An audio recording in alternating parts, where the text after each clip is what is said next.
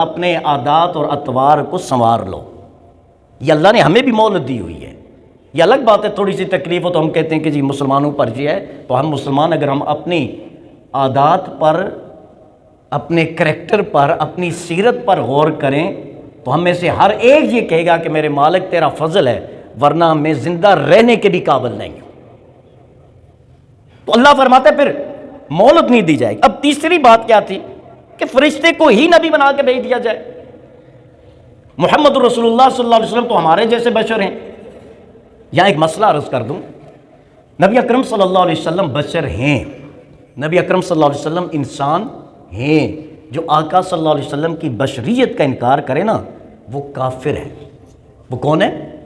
کافر ہے. رسول اللہ صلی اللہ علیہ وسلم کی بشریت کا جو انکار کرے وہ کون ہے؟ وہ کافر ہے. آپ بشر ہیں، آپ انسان ہیں، لیکن کون سے انسان ہیں؟ کیسے بشر ہیں؟ یا میں قرآن سے دو مثالیں عرض کرتا ہوں. اللہ تبارک تعالیٰ ارشاد فرماتا ہے انما اموالکم و اولادکم فتنہ. انما سے بیان کیا نا، انما انا بشر مثلکم. انما اموالکم و اولادکم فتنہ. تمہارے مال اور تمہاری اولاد تمہارے لیے آزمائش اور فتنہ ہے. کیا مال اور اولاد کے علاوہ کوئی چیز فتنہ نہیں ہے؟ کیا صرف مال اور اولاد فتنہ ہے؟ تو ہم میں سے ہر ایک جانتا ہے کہ فتنے تو اور بھی بہت سارے ہیں، لیکن جو فتنہ مال اور اولاد کی صورت میں سامنے آتا ہے ایسا کوئی فتنہ نہیں ہے. یہ سب سے بڑا فتنہ ہے، اس جیسا فتنہ کوئی نہیں ہے. اللہ تعالیٰ ہمیں ہر قسم کے فتنوں سے محفوظ فرمائے. دوسرا اللہ فرماتا ہے انما یرید اللہ لیذھب عنکم الرجس اہل البیت ویطہرکم تطہیرا. انما میں یہ انما کا آپ کو معنی سمجھانا چاہ رہا ہوں. اللہ فرماتا ہے کہ بے شک اہل بیت اللہ نے تمہیں پاک کرنے کا ارادہ فرما دیا، رجس دور کرنے کا ارادہ فرما دیا ہے. ویطہرکم تطہیرا، اور اللہ تمہیں بہترین پاک فرما رہا ہے، بہترین پاک. تو کیا دنیا میں اہل بیت کے علاوہ کوئی پاکیزہ چیز نہیں ہے؟ غور فرمائیں. ہیں، لیکن رب کیا فرما رہا ہے کہ پاکیزہ ہستیاں بھی بہت ہیں، بزرگ ہستیاں بھی بہت ہیں، لیکن اے میرے محبوب صلی اللہ علیہ وسلم کے گھر والوں، جتنا رب نے تمہیں پاک فرمایا ہے ایسا کسی کو پاک کیا ہی نہیں ہے. یہ ان کی عظمت بیان ہو رہی. اب آئیں قل انما انا بشر مثلکم. تو یہاں رب فرماتا ہے محبوب ان کو بتا دو بشر تو بہت سارے ہیں، بشر تو بہت سارے ہیں محبوب، لیکن تجھ جیسا بشر کوئی نہیں ہے. انسان تو بہت سارے ہیں، تجھ جیسا انسان کوئی نہیں. معذرت، تجھ جیسا انسان کوئی نہیں ہے. تو یہ بذات خود حسر کے لیے آتا ہے کہ محبوب جیسا بشر تجھے رب نے بنایا ہے نا، رب نے بشروں میں سے کسی کو ایسا بشر بنایا ہی نہیں. نہ تجھ سا کوئی تھا، نہ ہے، نہ ہوگا شہا، تیرے خالق حسن ادا کی قسم. تو یہاں یہ بیان، وہ فرشتے اپنا وہ کافر کہنے لگے فرشتہ کیوں نہیں نبی بنا کے بھیجا گیا؟ فرشتہ ہوتا تو مان لیتے. تو بات وہی ہے، اللہ فرماتا ہے پہلی بات یہ ہے اگر فرشتہ اپنی اصل صورت میں آتا تو تمہاری تباہی کا سامان ہوتا، تم برداشت ہی نہ کر سکتے. ابھی آپ غور فرمائیں نا، اگر ہم اندھیرے میں بیٹھے ہوئے اچانک کچھ سایہ ہمارے سامنے سے یا پیچھے سے ہمیں محسوس ہو تو ہمارے دل کی دھڑکنیں رک جاتی. پہلا خیال جو آتا ہے نا کہ پڑوسی نے یا رشتہ دار نے کوئی جن جو ہے نا میرے گھر میں بھیج دیا. حالانکہ صورتحال اصل یہ تھی، قرآن بھی بیان کرتا ہے، سورہ جن کی آپ تلاوت کریں، حضرت انسان کو اللہ نے وہ ہیبت اور جلال عطا فرمایا ہوا ہے کہ جب یہ انسان جنگل میں جاتا تھا نا، جنگل میں اگر کوئی جن ہوتا تو بھاگ جاتا تھا، کیونکہ وہ اللہ والے تھے.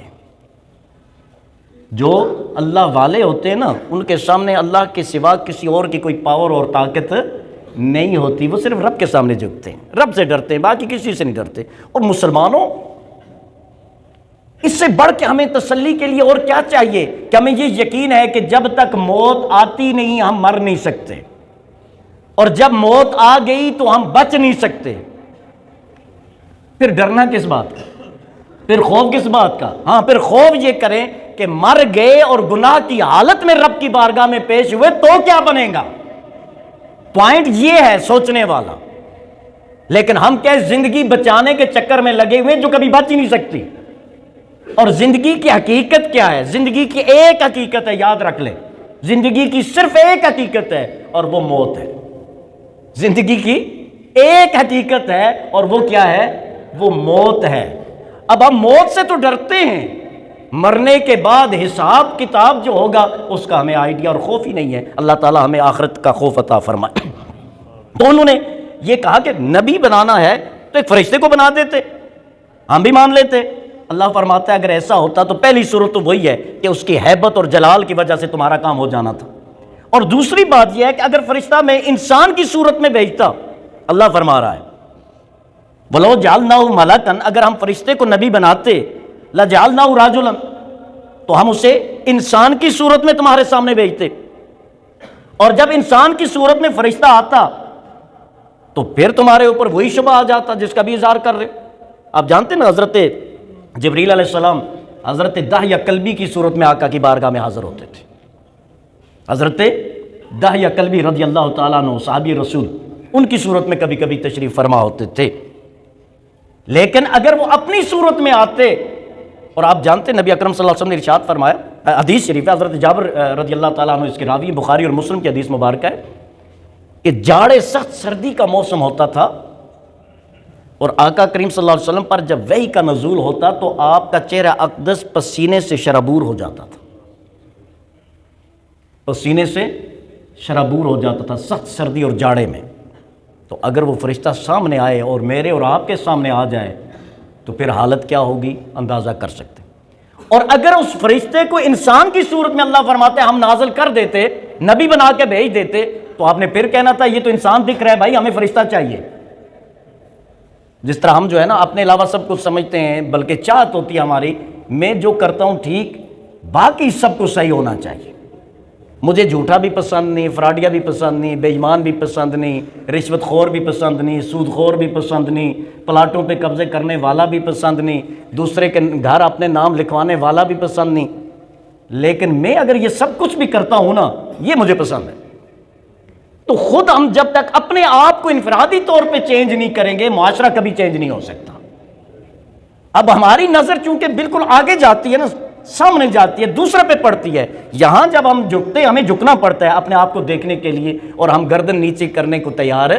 لیکن جب نیچے کرنا شروع کر دیں گے تو پھر وہ ہے نا، جب پڑی اپنے عیبوں پہ نظر تو دنیا میں کوئی برا نہ رہا، کوئی برا ہی نہ رہا. پھر پتہ چلا مجھ سے برا تو ہے ہی کوئی نہیں ہے، میں کس پہ طنز کر رہا ہوں، تانا دے رہا ہوں.